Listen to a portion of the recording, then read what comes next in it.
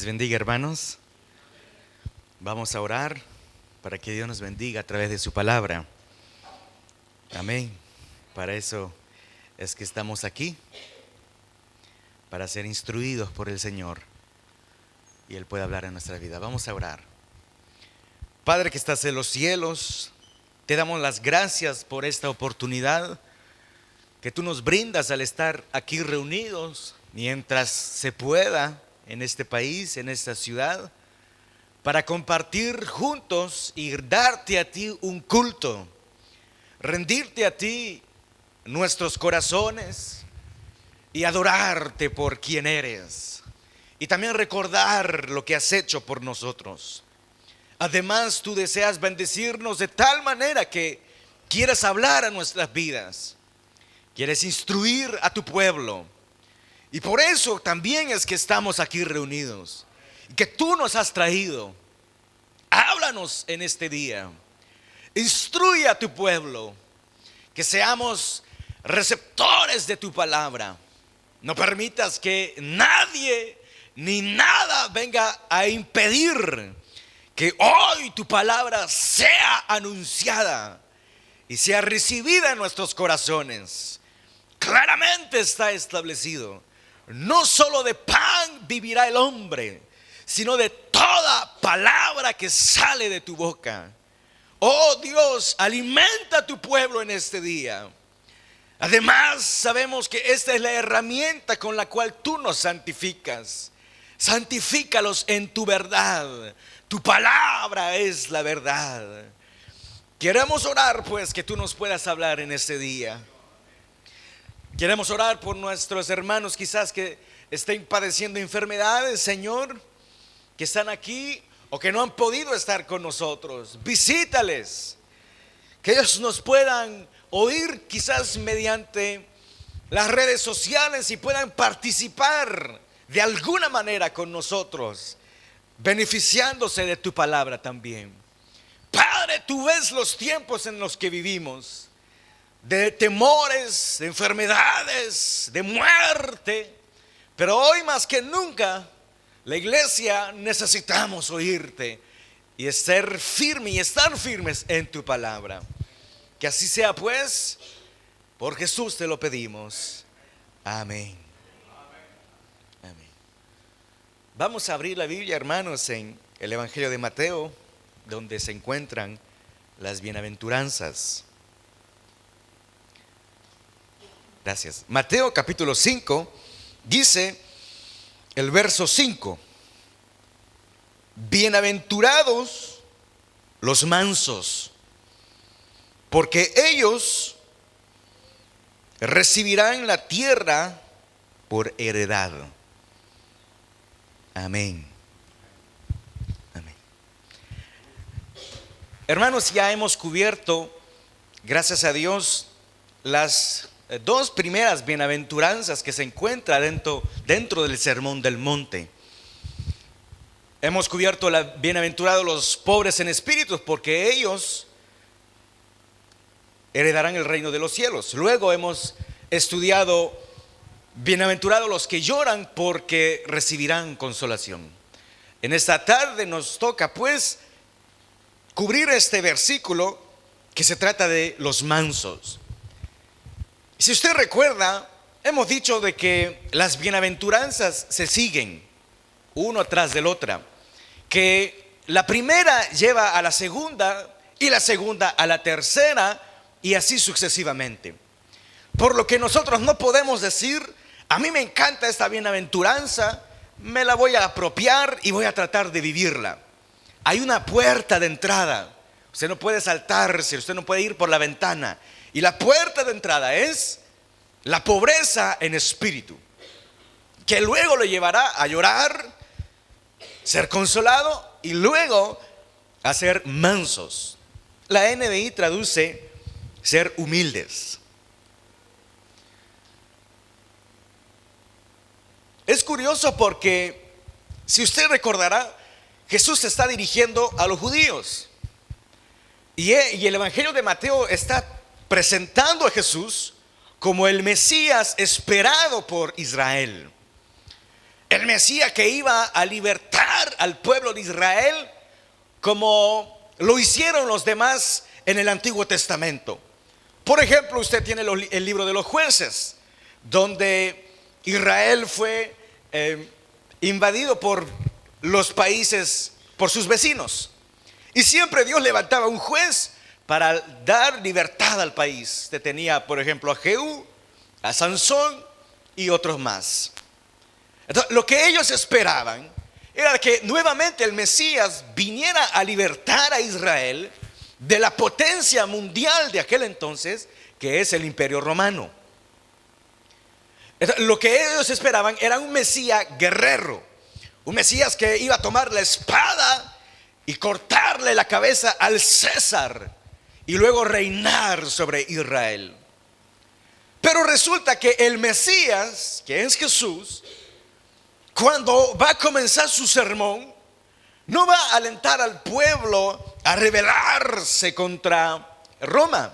No va a decir: ahora he llegado, yo soy el hijo de David, tomen la espada, que nuestra victoria ha llegado. No, el Mesías tan esperado, en vez de incentivar o motivarles a tomar las armas, Él va a decir: bienaventurados los humildes. Pero fíjense, porque ellos heredarán la tierra. La manera en que ustedes van a heredar la tierra no es tomando las armas, sino siendo humildes. La arma de la humildad. Pero para el judío de ese entonces, pero humildes, pero ese no nos va a quitar el poder romano, no nos va a hacer triunfar. ¿Qué puede ganar la humildad? ¿Cómo puede la humildad vencer a un arma?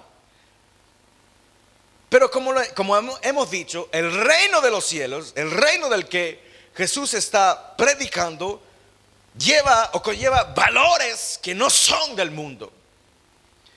Además de ello, es de esa manera que Israel llegó a poseer la tierra de Israel. Si usted se acuerda, el padre Abraham estaba con su sobrino Lot, y hubo una disputa entre sus servidores. Ambos tenían sus servidores, y para no pelearse más, Abraham le dice a Lot: bueno, escoge tú la tierra que quieres y yo escogeré la otra. Entonces se va Lot, mira la ciudad, mira un pobre desierto donde no hay nada, y luego mira a otra mirada hacia Sodoma y Gomorra y ve que ahí hay comercio, ahí hay dinero que uno puede conseguirse, hay trabajo, hay una civilización. Entonces Lot dice: bueno, ya que me diste el honor a mí de escoger, yo voy a escoger esta parte de la tierra. Abraham dijo: está bien, ve tú allá y yo iré allá. Pero cuando fue allá Abraham, ahí le habló Dios y le dijo: tú ves el extremo de esta tierra, en oriente y occidente, pues todo eso será tuyo y para tu descendencia. Pero ¿cómo obtuvo Abraham la tierra? No la obtuvo tomando las armas. Él la obtuvo diciendo a Lot: escoge lo que quieres.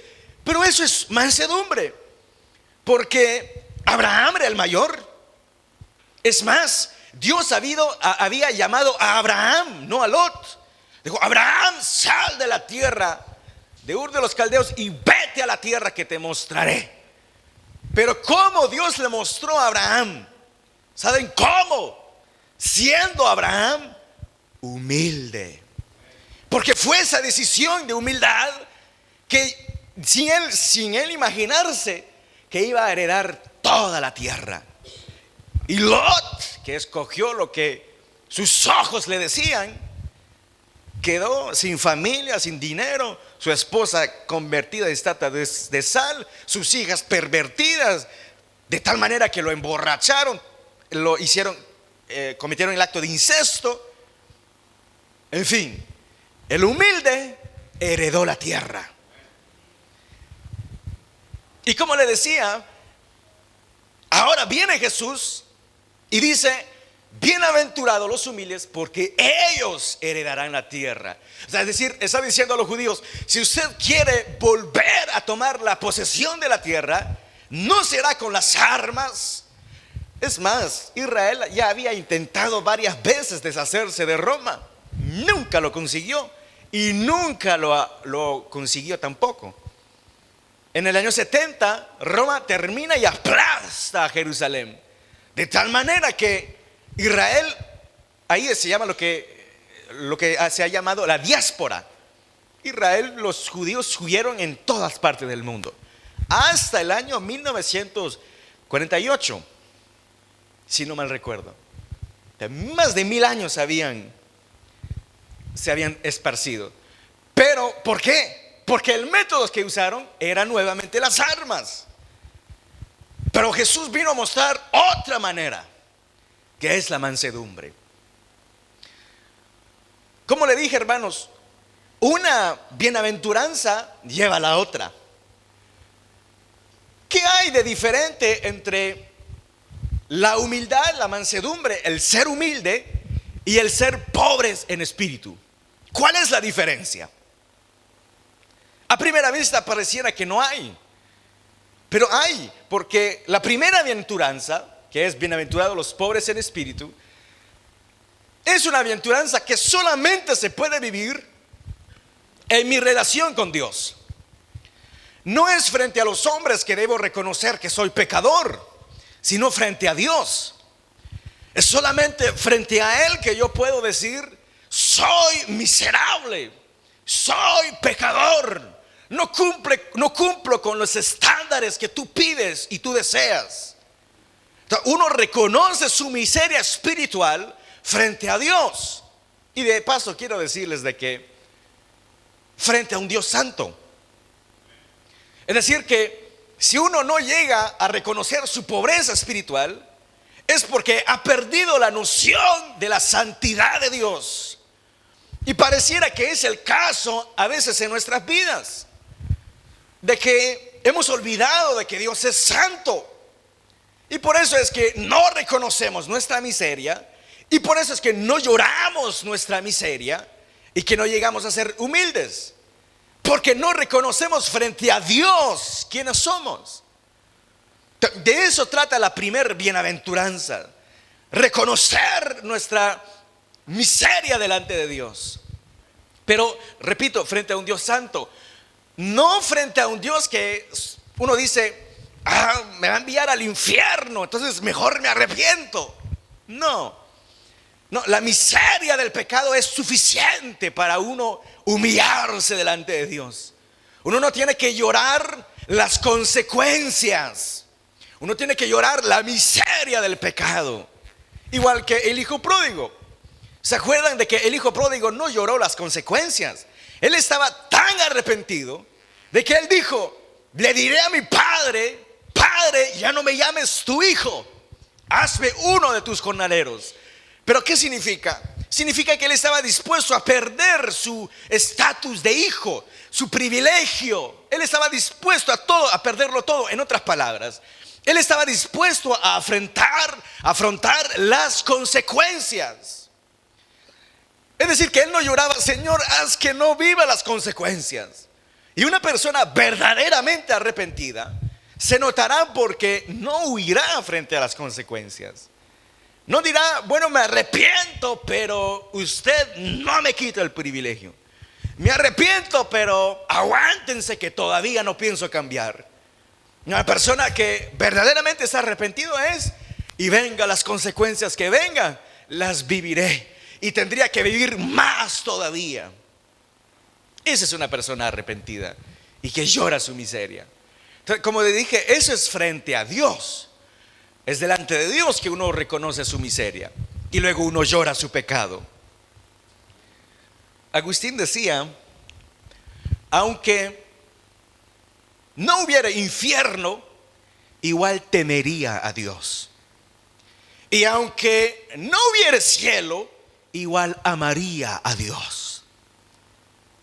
Eso es humillarse frente a Dios y no solamente llorar o tener temor de las consecuencias. Hay un debate dentro de la teología la pregunta es: ¿qué es lo peor? ¿El infierno o el pecado? Entonces algunos dicen: no, lo peor es el infierno, porque ahí uno sufre, ahí uno padece la ira de Dios.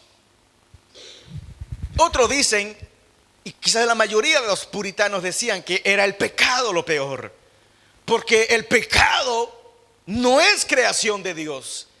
En cambio el infierno sí. El infierno Dios lo creó, y no es el reino de Satanás el infierno. Satanás no tiene reino.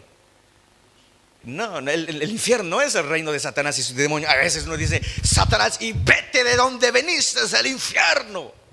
No, si él no está en el infierno, es el lugar de sufrimiento, y para él también.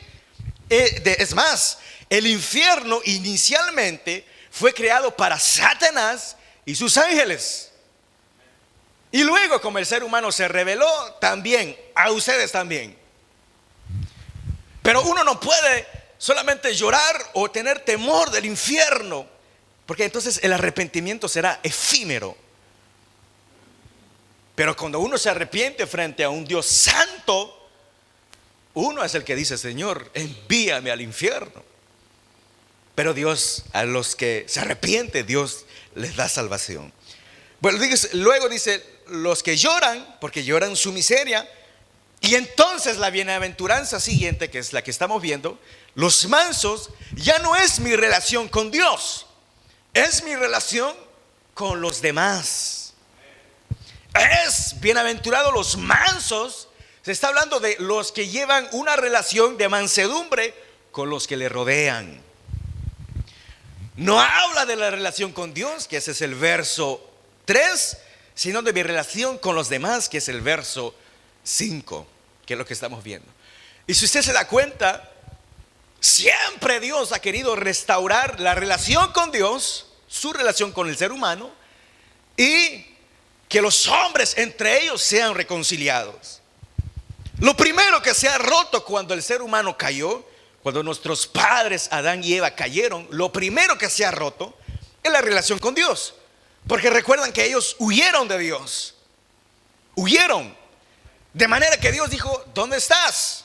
Y el hombre dice: me escondí porque temí que vinieras.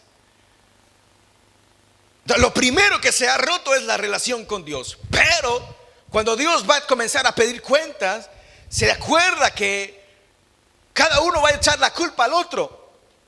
No, Señor, cuando Dios le dijo a Adán: ¿qué pasó? Entonces Adán dijo: no fui yo, fue la mujer que tú me diste.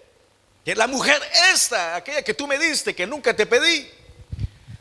Y la mujer dijo: no, si no soy yo, es la serpiente. Entonces las relaciones entre ellos se habían rota. La relación con Dios y el hombre, y la relación entre los hombres. De tal manera que hasta el diluvio eso fue empeorando, de manera que justamente hubo el diluvio. Pero fíjese, luego vienen los 10 mandamientos. Y los primeros 5 mandamientos concierne la relación que uno tiene con Dios. No tendrás otros dioses aparte de mí. No te inclinarás frente a imágenes hechas por el hombre, y así sucesivamente. Pero luego llega un mandamiento donde dice: honra a tu padre y a tu madre. No hurtarás, no matarás, no codiciarás la mujer de tu prójimo. Entonces los 10 mandamientos también están divididos en 2. Uno, mi relación con Dios, y la otra, mi relación con mi prójimo. Y uno puede ir en todas las escrituras, y es lo que Dios quiere. ¿Se acuerdan cuando le preguntaron a Jesús: Jesús, ¿cuál es el primer y más grande mandamiento? Jesús respondió con 2 mandamientos. Y el primero es: amarás al Señor tu Dios con todo tu corazón, con todas tus fuerzas, con toda tu alma. Y el segundo es: amarás a tu prójimo como a ti mismo. Nuevamente tenemos la relación con Dios restaurada y la relación con el ser humano. Y aquí tenemos exactamente lo mismo. Los primeros versos es mi relación con Dios, y en este pasaje es mi relación con el ser humano. Entonces, una relación es vertical y la otra es horizontal, ¿verdad? Algunos dicen que eso es el símbolo de la cruz, porque la cruz tiene un palo vertical, y el otro horizontal. Y lo que vino a hacer Cristo, y lo que dice Efesios, que Cristo ha venido a reconciliar todo, hasta la creación, todo con Cristo, mediante Cristo, será reconciliado. Y es lo que Jesús en este sermón está predicando.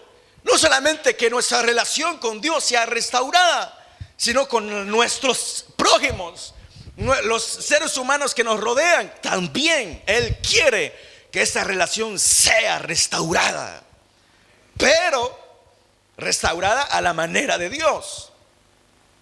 Entonces, ¿qué significa ser humilde? ¿Qué significa la mansedumbre? ¿Y cómo es que viene aquí en este tercer paso?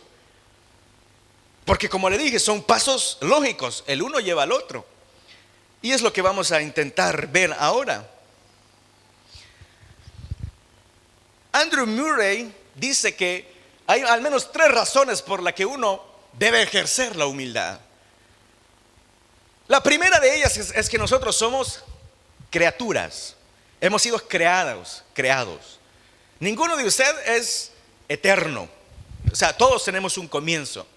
Todos somos el efecto de una causa. Todos nosotros. Nadie puede vivir por sí mismo.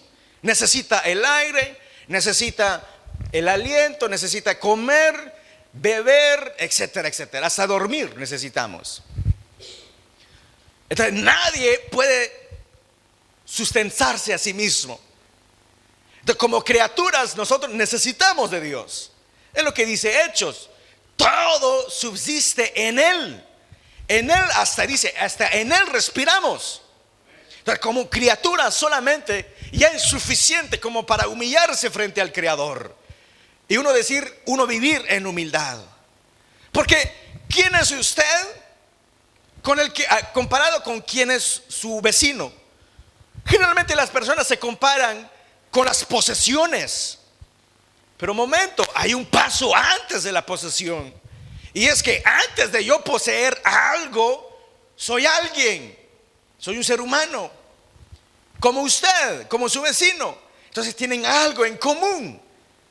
Ya es suficiente como para tratar a la otra persona a iguales.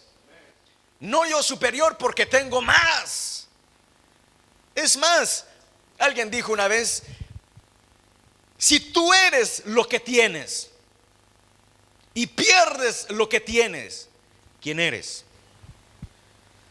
Si uno se define por los bienes que uno tiene, y si llega a perder esos bienes, entonces uno pierde su identidad.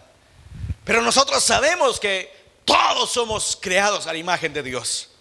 Por lo tanto, todos debemos respetarnos. No hay razón por la que yo tengo que creerme superior al otro, si antes de ser cualquier cosa soy un ser humano.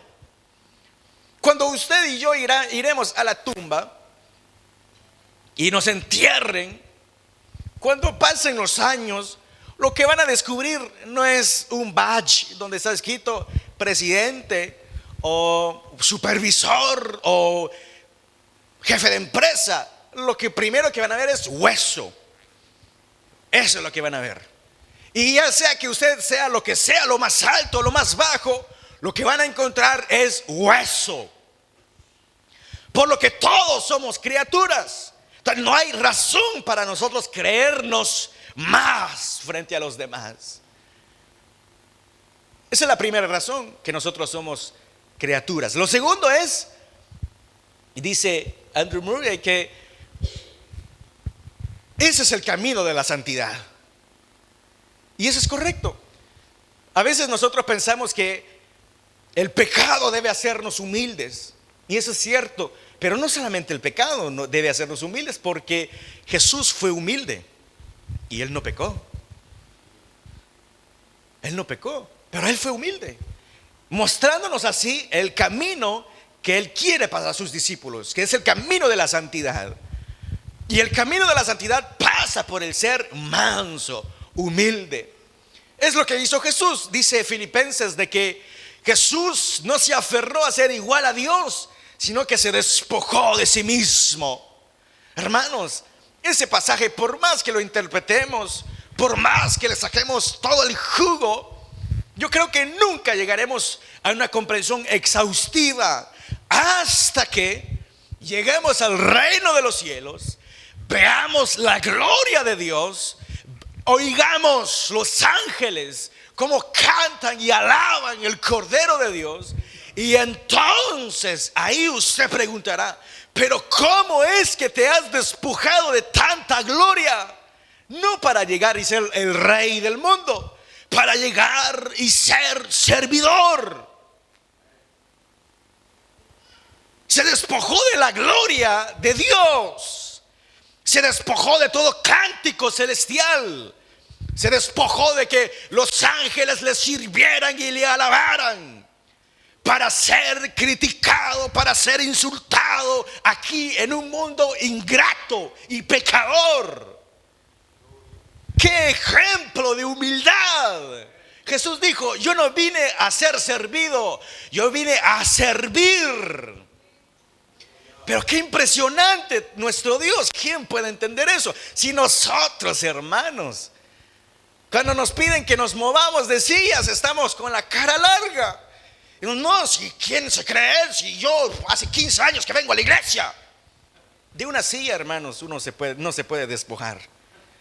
Imagínense Jesús, que se despojó de la gloria celestial, para llegar a ser servidor. Entonces Jesús nos mostró el camino a seguir,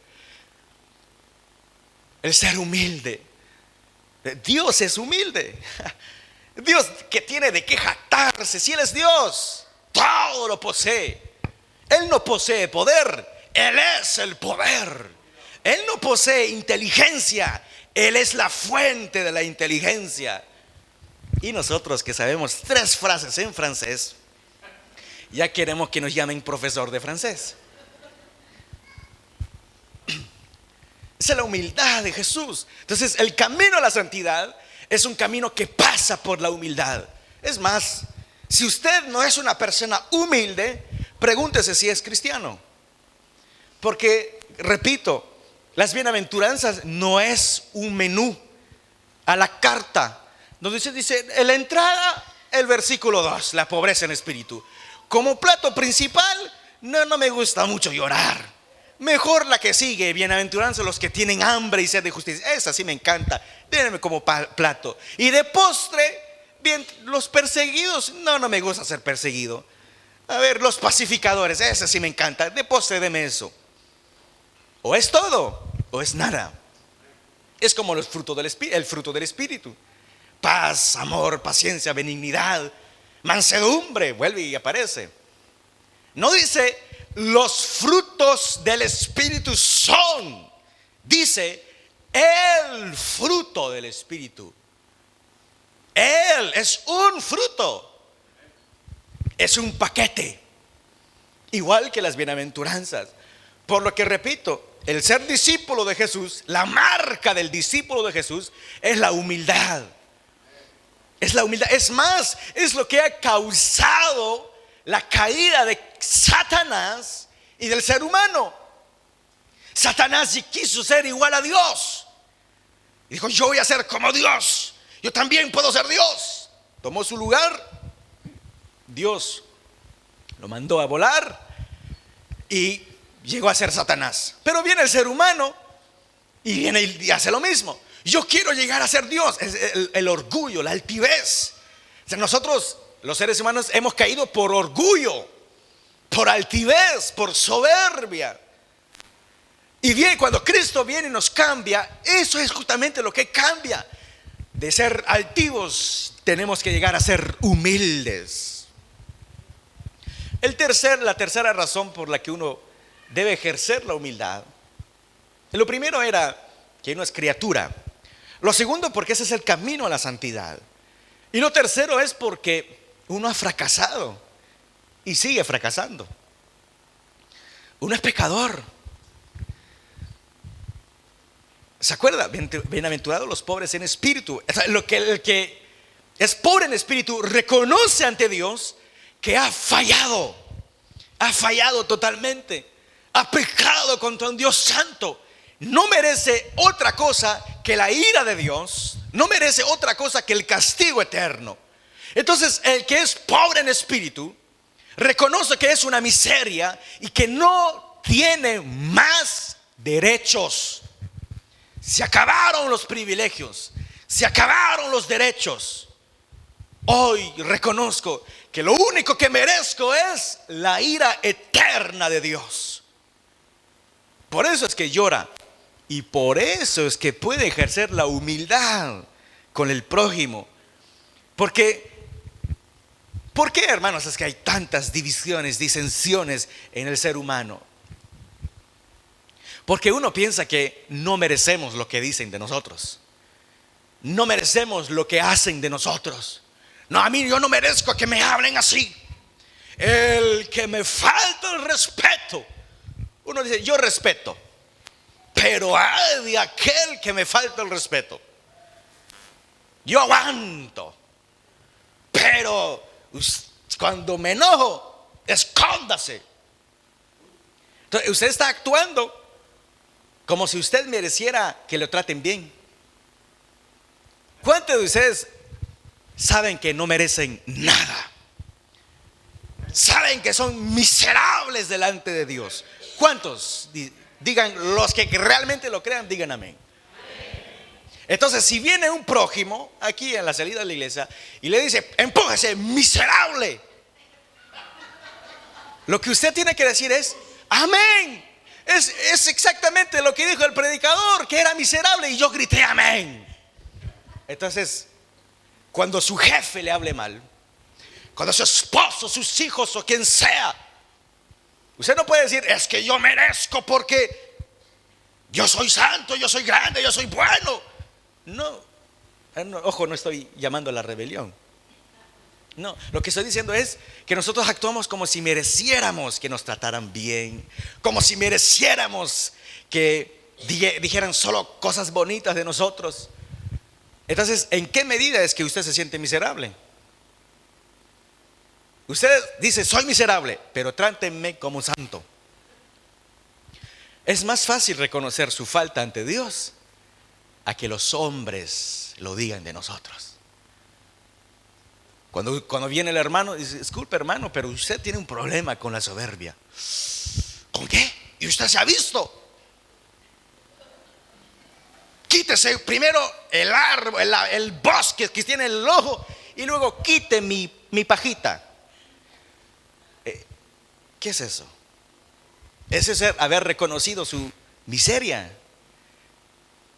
En verdad es eso, reconocer su miseria, actuar con soberbia, mirar a los demás con altivez. No, la mansedumbre viene también cuando uno reconoce que ha fallado. Y uno puede tener orgullo espiritual. ¿Se acuerdan el publicano? Cuando ora ante Dios y que dice, yo oro, ayuno, no soy como aquel. Pero fíjese, él estaba orando. Y la oración es una marca de dependencia a Dios. Entonces él estaba actuando como si dependiera de Dios porque está orando. ¿El ayuno qué es? El ayuno es renunciar a comer porque uno quiere buscar a Dios. Entonces él buscaba de Dios. Él oraba. Sin embargo, el orgullo es el pecado que cuando desaparece por un lado, aparece de otro, en otro lugar. De tal manera que uno puede pecar por orgullo orando. Imagínense. Es lo que le pasó a Pedro. Pero dijo, Señor, yo te amo, y aunque todos estos sinvergüenzas te dejen, yo te seguiré hasta la muerte. Pero Pedro, él amaba a Jesús. Por eso es que él dijo eso. Pero era un orgullo espiritual, un orgullo donde él creía que él podía. Y cuando pecó, dice la Biblia que él lloró amargamente. lloró amargamente. Cuando uno fracasa, Dios usa nuestro pecado a veces para humillarnos. Ves que no puedes. Entonces, ¿por qué actúas con tu hermano o lo juzgas? Porque él peca diferente, de manera diferente a ti. O sea, como él peca robando. Y yo peco, pero nadie se da cuenta. Son pecados que a escondidas solo se cometen. Entonces, uno va y juzga a ese hermano. Y uno habla del hermano. El hermano es chismoso. ¿Quién nunca habló mal de nadie? Todos. Por lo tanto, todos somos chismosos. Entonces, ¿por qué usted habla mal de los demás?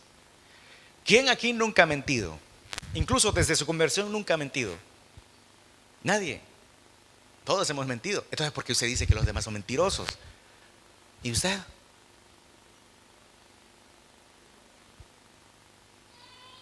Se da cuenta que cuando uno se da cuenta de su miseria, uno no va a ir mirando a los demás y a culpar a los demás. Mi propia miseria es suficiente. El pecado de orgullo es compararse a los demás. Ese es el pecado de orgullo. El humilde, el manso, se olvida del resto de la humanidad y no se compare sino solamente con Dios. Y si usted fija y solamente se fija en Dios, usted verá que nunca cumple los estándares. Usted verá que Dios es un Dios de bondad, de fidelidad, y que por su gracia usted está vivo.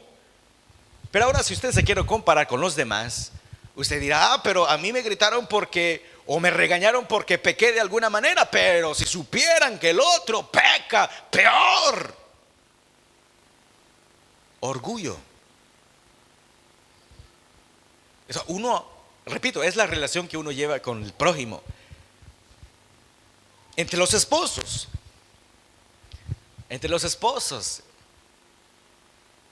Es una partida de tenis o de ping pong. ¿Quién pecó más? Y el que tiene mejor memoria es el que gana. Sí, tú pecaste aquí, tú hiciste allá, y comienzan a jugar. Pero usted dice, usted llora cuando canta. Sí, Señor. Pobre de mí, miserable de mí. Pero cuando habla con su esposo, con su esposa, ¿y dónde pasó el miserable? Se vuelve un león, un tigre, soberbio. O las mujeres con el esposo. Preparando ese mensaje, recibí martillazos. Dije: Señor, quizás sea la persona menos adecuada para predicar un mensaje como este. Y ayer por la noche, además, viene mi esposa y me hace un comentario, no del mensaje, sino otro. El orgullo, hermano. Ella tenía razón en lo que decía, pero era más fuerte que yo. Cómo pica cuando tienen razón. ¿Pero por qué? Si uno es miserable, uno no tiene derechos, no tiene privilegios, no merece nada. Entonces, ¿por qué te molesta?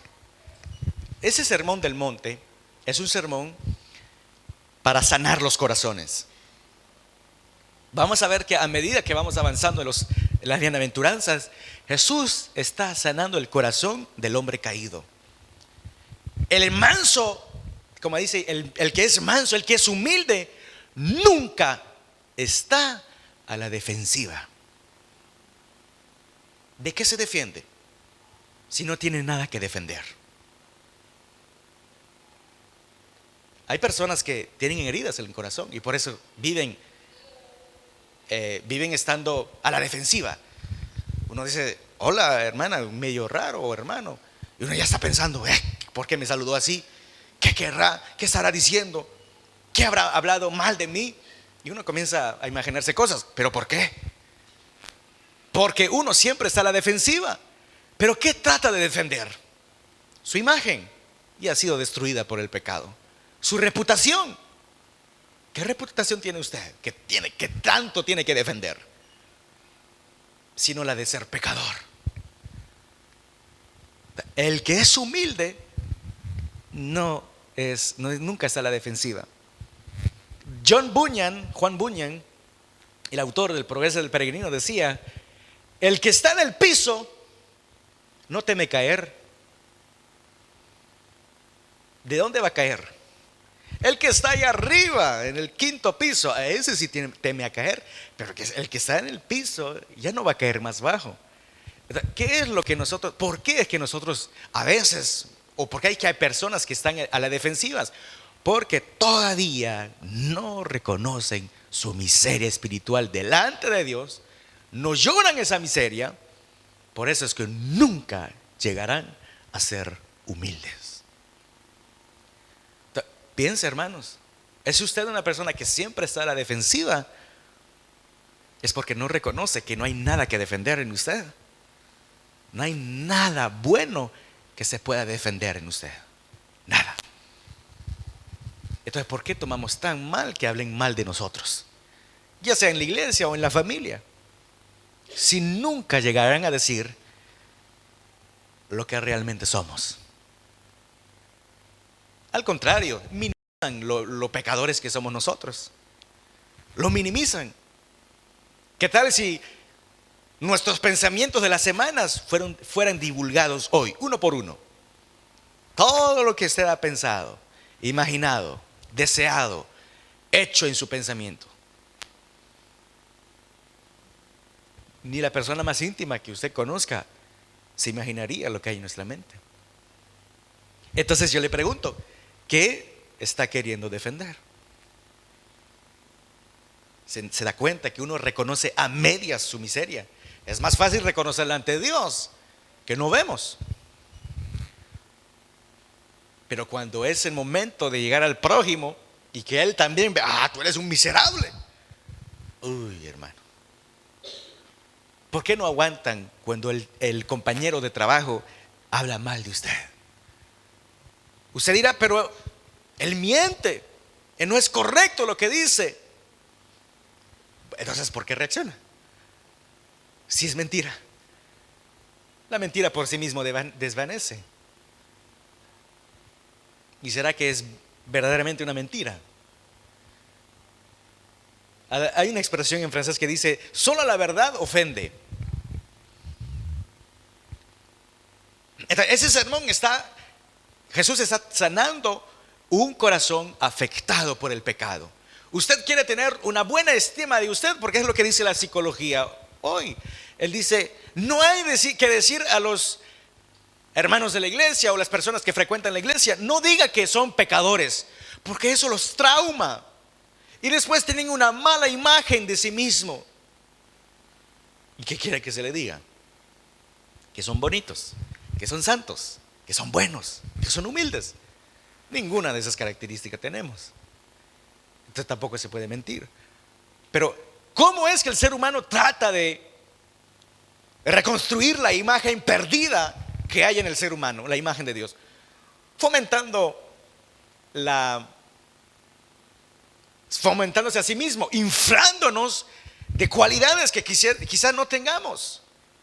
No hablo de talentos y dones que estoy seguro que todos poseemos, pero hablo de cualidades espirituales y las que Dios está pidiendo. Ninguno de nosotros la tenemos por naturaleza. Ninguno. Pero ¿cómo es que el ser humano trata de restaurar su propia estima? Pues inflándose, y se infla a sí mismo. Y los psicólogos ayudan a eso. Pero tú eres el mejor, y tú eres aquí, y tú eres allá. Pero se infla de aire, porque no somos eso. Y un día cuando explota todo, resulta que solamente era aire. Pero cuando Jesús viene a restaurar la estima herida por el pecado, y veremos que por otras personas también, Él lo hace, pero no inflándonos. Él lo está haciendo vaciándonos de nosotros mismos. Y mientras usted no esté vacío de usted mismo, entonces seguirá siendo orgulloso. Nosotros queremos seguir a Cristo, la humildad no es una opción, es el camino del cristiano.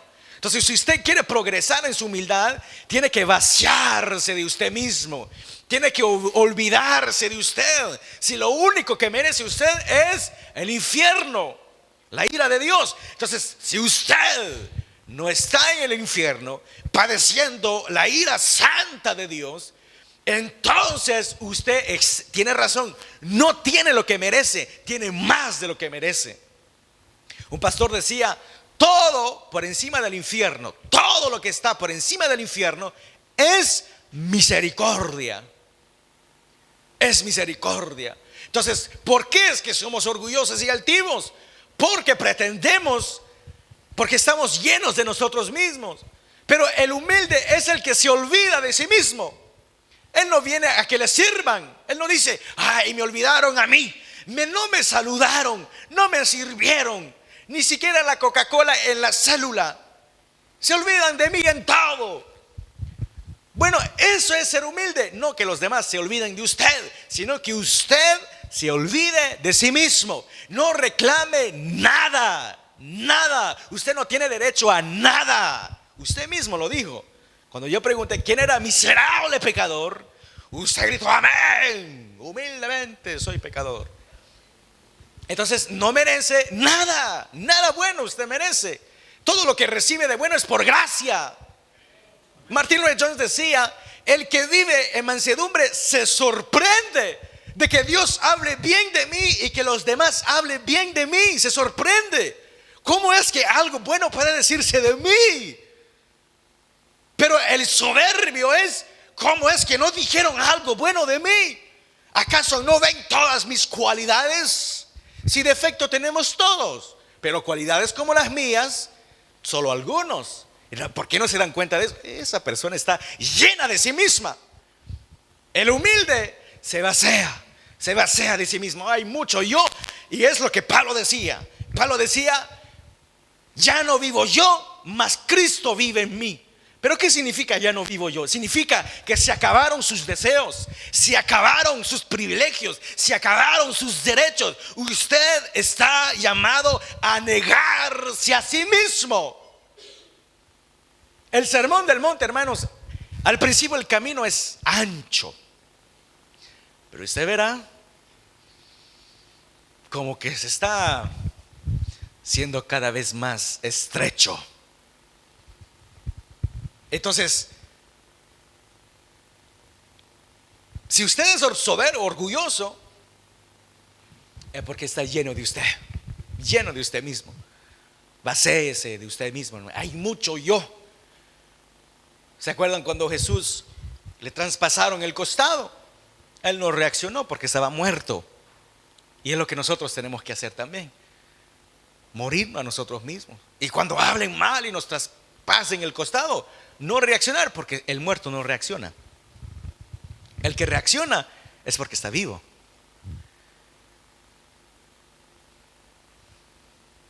Moisés, dice la Biblia, que era una de las personas, era la persona más mansa de toda la tierra. De toda la tierra. Y fíjese que él creció en el palacio del faraón, en el lugar más alto, no solamente de Egipto, sino más bello del mundo entonces conocido. Y él vivía sus privilegios. Él vivía en el palacio, él aprendía, comía. En fin, él no era esclavo como sus demás compatriotas. Los demás judíos vivían en esclavitud, no tenían derecho a nada. De hecho, eso es el esclavo. Lo propio del esclavo, la definición del esclavo es aquel que no tiene derecho, aquel que le pertenece a alguien más. Y nosotros somos esclavos de Cristo. Por lo tanto, no nos pertenecemos a nosotros mismos. No tenemos derecho. Usted no tiene ningún derecho en la iglesia y en ningún lugar. Luego dice la Biblia que Moisés, cuando supo que él realmente era uno de como ellos, él dice: no quiso quedarse más en el palacio del faraón, sino que se despojó y vino a ser como un esclavo. ¿Pero por qué? Porque él sabía que no merecía eso. Porque no era Egipto, era judío, israelita, hebreo. Él no tenía por qué recibir tratos de un príncipe cuando él era hebreo. Entonces, esa es una persona mansa, una persona que sabe que no merece que le traten bien o que le den afección o lo que sea, sino que no merece nada. Ahora, no estoy diciendo con eso que usted se haga la cara del pobrecito. No, pobrecito, no me salude, hermano, porque no merezco que usted me salude. No es eso. Es más, no se salude, pero no por humildad, sino por el virus que anda paseándose. Sí, es más, estemos atentos a lo que dice el gobierno en cuanto a eso. La iglesia, al menos el departamento hispano, se está comprometiendo a estar anunciando, alertando cómo actuar en lo que está pasando hoy con ese virus. Así que estemos atentos, no seamos ingenuos y digan, no, el Señor me protege, vamos hermanos, saludo y no me lavo la mano, porque yo creo en un Dios poderoso. Ahí lo vamos a ir a enterrar y ahí hablaremos del Dios todopoderoso. Entonces cuidémonos y seamos sabios. Lo que le decía es que Moisés, él ejerció la mansedumbre. José, por ejemplo, cuando él fue vendido por sus hermanos, él llegó a Egipto también, es más, fue antes de Moisés, llegó a Egipto como esclavo. ¿Pero qué reclamó para sí mismo? Nada. Luego fue fiel a Dios y fue fiel a su maestro, a su amo. ¿Y qué cosechó? Cárcel. ¿Y qué reclamó? Nada. Entienda, hermanos, que uno tiene que despojarse de sí mismo. De eso trata la humildad. La humildad no es que C.S. Lewis definía la humildad como una persona humilde diciendo, la persona humilde no es aquella que cuando usted ha discutido con ella, usted se va y dice, wow, qué humilde esa persona. No. Él dice, normalmente una persona humilde ni se da cuenta que es humilde, porque aquella persona se interesó en usted. Se interesó en usted, y fue tal la atención que le dio que usted se olvidó de él y él de sí mismo. Entonces cuando usted se va de esa conversación, usted dice, qué buena conversación la que tuve. El humilde es el que se olvida de sí mismo. Muchas veces los discípulos quisieron saber quién era el más grande. Y Señor, ¿quién es el más grande entre los discípulos? Y Jesús les dijo, el que sea el más pequeño, ese será el humilde. Y varias veces en la Biblia vemos como preguntaron hasta la mamá. La mamá de dos discípulos dijo, Jesús, ven por favor. Las mamás, siempre entrometidas, hasta con el maestro. Dijo, maestro, es que mis hijos. Ese es el amor de la mamá. Porque ella no dijo yo, son mis hijos. Y como la mamá ve a sus hijos como los más buenos, los perfectos, los más lindos, a saber qué ojos tendrán las madres. Es decir, mis hijos que pueden sentarse uno a tu derecha, otro a tu izquierda. Era la mamá poniendo a sus hijos en el reino de los cielos donde quiere. Pero Jesús dice, eso no me pertenece a mí. Eso no me pertenece a mí, sino a mi Padre. Él es el que va a poner todo en su lugar. Pero para llegar a ser uno de esos, uno tiene que ser la persona más humilde. Digamos, lo paradójico es que la persona más humilde ni siquiera se ve como humilde. Entonces, es una cualidad, hermanos, de la que usted disfrutará de otra manera que las demás cualidades. Porque el día en que usted diga, soy humilde, y se fue la humildad con esa palabra.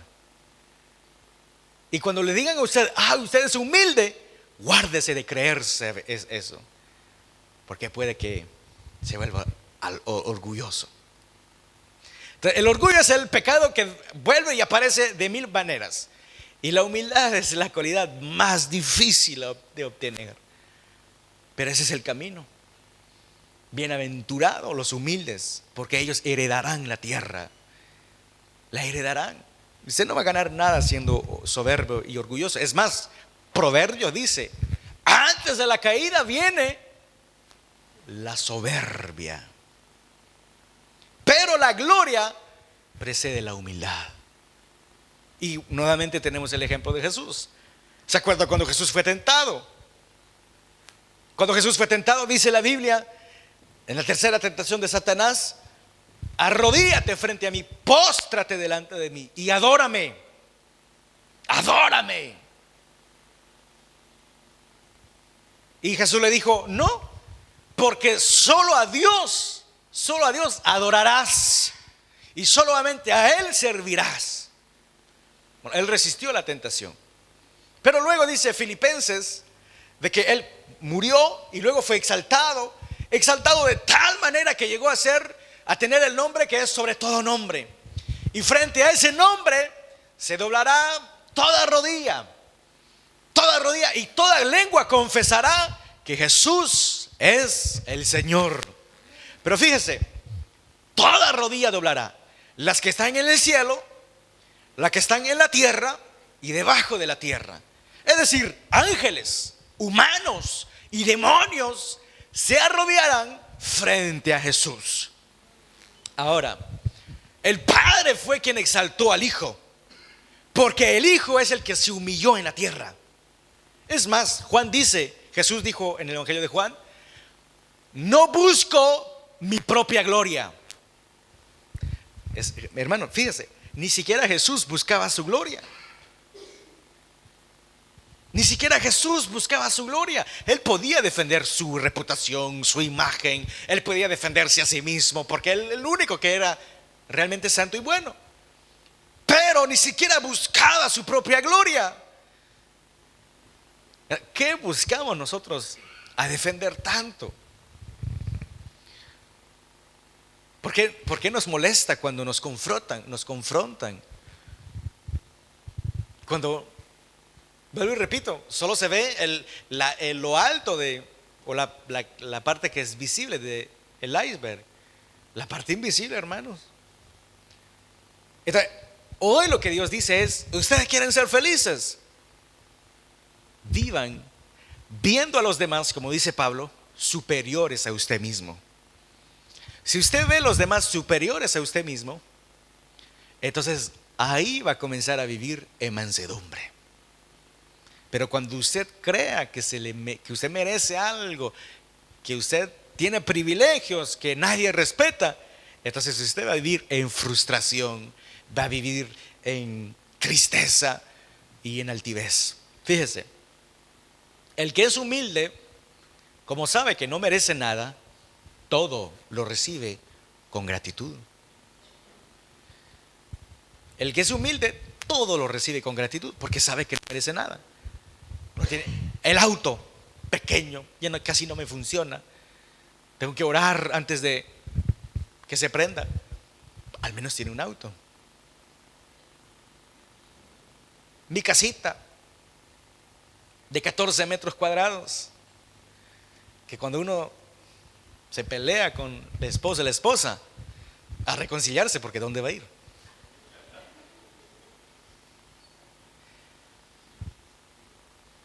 Pero lo recibe con gratitud, porque sabe que no merece nada. Nada. El trabajo difícil que usted tiene o que pueda tener, no niego que pueda ser difícil, pero lo vive la persona humilde con gozo, porque sabe que no merece nada. La persona humilde recibe todo con gratitud. Entonces, ¿cómo se puede notar que una persona es humilde? Porque vive agradeciendo a todos y de todo.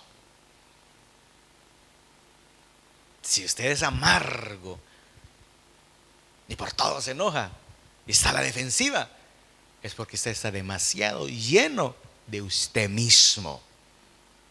Nunca llegará a ser feliz. Y Jesús lo que quiere es su felicidad. Entonces, ¿cuál es el paso de hoy? Bienaventurados los humildes, porque ellos heredarán la tierra. Hay un dicho en español que espero no sea grosero para algunos países latinos, pero que dice: soy manso, pero no menso. Es que el manso no es menso. Él sabe lo que le está pasando, pero él sabe que no merece nada bueno. Una vez dijo mi esposa, con eso me conquistó.